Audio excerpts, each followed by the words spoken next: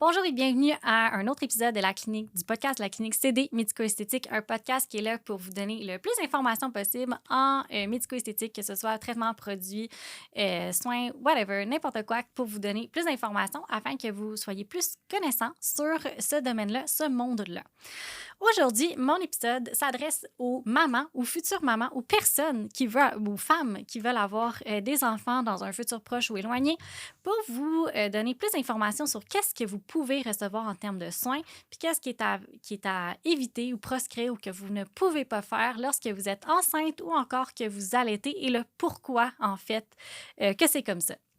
Donc, tout d'abord, lorsque vous êtes enceinte, sachez qu'il y a énormément, en fait, pratiquement la majorité des soins que vous ne pouvez pas recevoir malheureusement dans le domaine médico-esthétique pour la simple et bonne raison que, encore une fois, il n'y a pas d'études qui a démontré que ça a un impact sur la santé du bébé. Alors, je vous explique pourquoi. Mettez-vous en contexte. Si vous êtes enceinte, est-ce que vous seriez vraiment allé dans une étude qui pourrait peut-être avoir un effet sur votre enfant? T'sais, non, en fait, clairement pas, ça serait pas éthique. Donc, des fois, il y a certains produits ou soins qui n'ont pas été démontrés comme quoi qu'elle avait un réel impact sur la santé du bébé, mais qu'on ne peut pas non plus prendre la chance que ça puisse avoir un impact sur celui-ci. Donc, Génome, en fait, sachez que tous les traitements qui sont injectables, donc Belkira, neuromodulateur, agent de comblement, c'est toutes des choses que, oubliez ça, vous ne pouvez pas faire lorsque vous êtes enceinte. Alors, si vous êtes quelqu'un qui pensait être enceinte dans le prochain mois, bien, peut-être pas commencer à faire vos traitements de Botox maintenant. T'sais, c'est peut-être pas la meilleure décision à prendre, à moins que vous vouliez vraiment être flawless là, au début de votre grossesse, mais sachez qu'un traitement de neuromodulateur, donc Botox, ça va durer à peu près 4 mois. Donc, 3 à 4 mois. Donc, est-ce que vous voulez vraiment investir sans pouvoir continuer à faire le traitement? Moi, si j'étais vous, j'attendrais peut-être à la fin de mon allaitement pour justement pouvoir entreprendre une démarche qui va être plus à long terme, puis investir un petit peu mieux mon argent. Mais encore une fois, si ça vous regarde, si vous voulez le faire, tant mieux, comme il n'y a pas de problème, vous pouvez nous voir. Mais voilà, donc tout ce qui est traitement injectable, c'est pas quelque chose qui est recommandé. Et d'ailleurs, si vous venez à la clinique puis vous pensez être enceinte, vous ne le savez pas, bien, c'est pas quelque chose qu'on va vous conseiller non plus à faire. On risque sûrement de refuser également de vous faire le soin pour justement pas brimer la santé de votre futur enfant.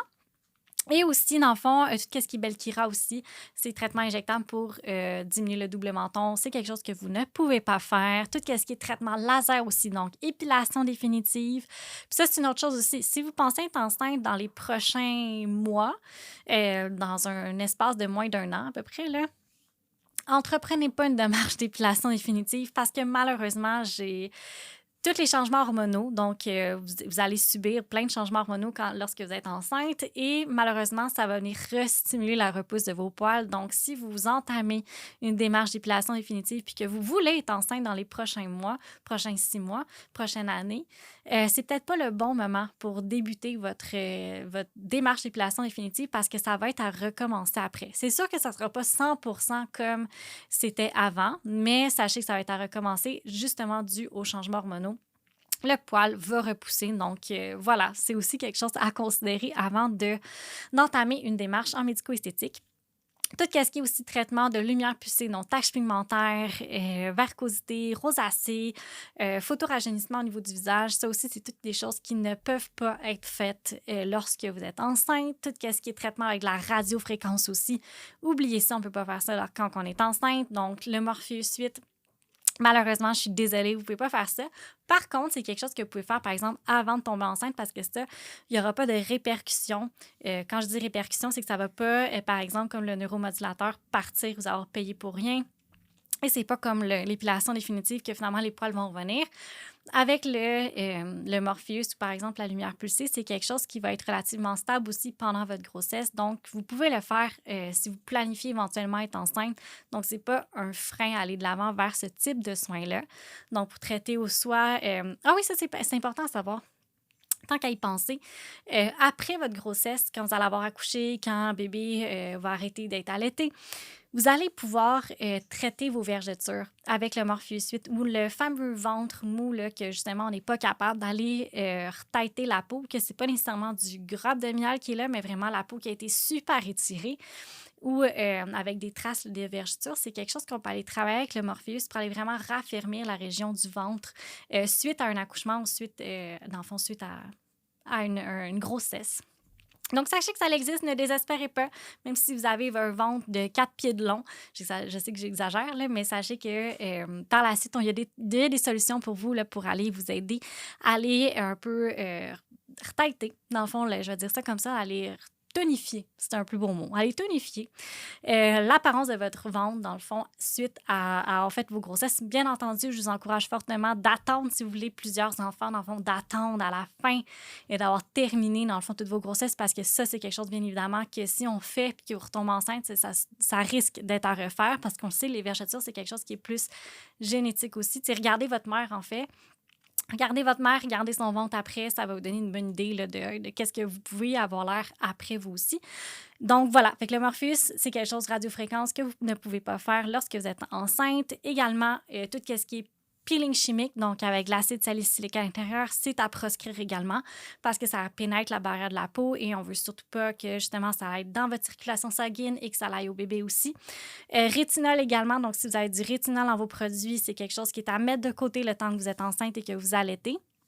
Et je pense que ça fait à peu près le tour là, de tout ce que vous pouvez pas faire. Puis là, vous vous rendez compte que j'ai pas mal nommé la majorité des choses en médico-esthétique. Donc, qu'est-ce que finalement vous pouvez faire? Bien, en fait, c'est d'avoir une excellente routine de soins qui va travailler beaucoup, beaucoup l'hydratation de votre peau. C'est quelque chose à conserver le plus possible parce qu'on sait l'hydratation de la peau, c'est le facteur principal qui va aggraver vos rides et ridules le plus rapidement. Donc, si vous avez une peau qui est déshydratée, les rides vont s'installer plus rapidement.